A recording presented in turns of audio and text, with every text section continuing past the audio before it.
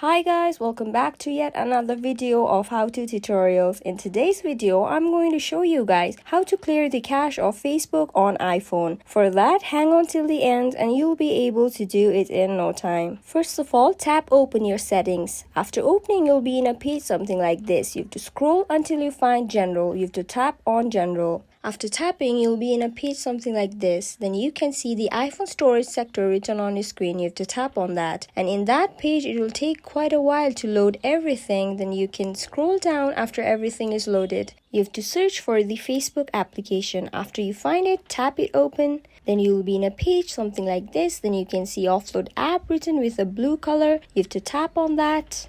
Tapping on offload app will free up storage used by the app. It will uninstall your application from your iPhone and reinstalling will bring back your data. To reinstall your app, you can go back to App Store and install the Facebook app there again. So this is how you clear the cache of Facebook in your iPhone. I hope this video was informative. Don't forget to like, share and subscribe. Till then, keep watching.